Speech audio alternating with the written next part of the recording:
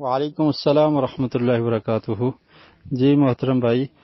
اگر کوئی شخص فوت ہو جائے تو اس کے بعد اس کی طرف سے صدقہ کیا جا سکتا ہے، یعنی اس کی اولاد صدقہ کر لے، مثلا مسجد میں پیسے دے دیں، کسی غریب کی ہیلپ کر دیں، اور اس طرح کے کام کیے جا سکتے ہیں۔ کوئی مسجد بنوا دیں، کوئی کسی یتیم اور کسی لا سہارا آدمی کا سہارا بن جائیں اور اس پر پیسے خرچ کر دیں۔ باقی جو مرنے کے بعد قل کیا جاتا ہے، تیسرے دن ختم کیا جاتا ہے، اور اس کے بعد 40واں کیا جاتا ہے، اور پھر اسی طرح اگر کوئی ڈیلی بھی کرتا ہے تو یہ صرف رسم ہے، لوگوں کو بلا کر کھانا کھلا دینا، اور پھر قرآن مجید پڑھ کر تو یہ کہتے ہیں کہ ہم نے یہ قرآن کا ثواب اس کو بخش دیا ہے، اس کے سال ثواب کے لیے، یعنی اس کو ثواب پہنچانے کے لیے ہم یہ قرآن جو ہم نے پڑھا اس کا ثواب ہم اس کو دے رہے ہیں۔ پہلی بات یہ سمجھنے کی ہے کہ انسان کو اپنے عمل کا ثواب ملتا ہے، دوسرا جو عمل کرتا ہے اس کا ثواب اسی کو ملتا ہے، اور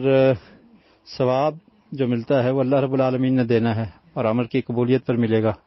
اب ہمیں نہیں پتہ کہ ہمارا عمل اللہ کے ہاں قبول ہے نہیں قبول، اور اس کا کتنا ثواب ہے، تو اپنی مرضی سے ہم اس کو ٹرانسفر نہیں کر سکتے۔ تو یہ رسم و رواج ہے، قل، 40واں،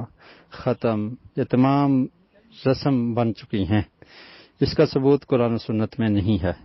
نبی کریم صلی اللہ علیہ وسلم کے دور میں آپ کے قریبی بھی فوت ہوئے، آپ کے چچا حضرت حمزہ رضی اللہ تعالیٰ عنہ شہید ہوئے، آپ کی اہلیہ ام المومنین حضرت خدیجہ رضی اللہ تعالی عنہا وفات پا گئی، آپ کی بیٹیاں آپ کی زندگی میں وفات پا گئی، تو کسی کا بھی آپ نے ختم نہیں دیا اور 40واں نہیں کروایا۔ اگر یہ ثواب کا کام ہوتا تو اللہ کے رسول ضرور کرتے، یا اپنی امت کو تلقین کرتے اور امت کو بتا کر جاتے کہ یہ کام ثواب اور بھلائی کے ہیں، یہ تم نے کرنے ہیں۔ تو لہذا اس کا ثبوت نہیں ہے۔ باقی عام نفلی صدقہ آپ کر سکتے ہیں، میت کی طرف سے دعا کی جا سکتی ہے میت کے لیے، اور اگر میت کچھ ایسے نیک اعمال کر گئی ہے جیسے صدقہ جاریہ کر گئی ہے، یا کوئی علم چھوڑ گئی ہے تو اس کا فائدہ اس کو ہوتا رہے گا، جیسا کہ نبی کریم صلی اللہ علیہ وسلم کا ارشاد ہے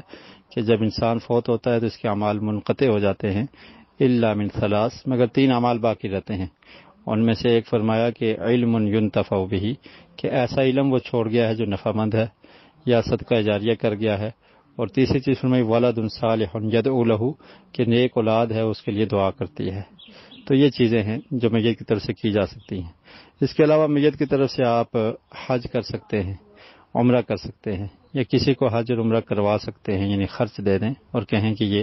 فلاں شخص جو فوت ہو چکا ہے اس کی طرف سے آپ نے کرنا ہے، اور اس شخص نے پہلے اپنا حج اور عمرہ کیا ہو تو تبھی وہ کسی اور کی طرف سے کر سکتا ہے، تو اس کو آپ خرچ دیں اور وہ نیت کرے گا جب میقات پہ جائے گا کہ میں فلاں شخص کی طرف سے یہ عمرہ یا حج کر رہا ہوں۔ تو یہ اعمال ہیں جو میت کے لیے فائدہ مند ہیں اور جس کا ثبوت ہمیں ملتا ہے۔ واللہ اعلم بالصواب۔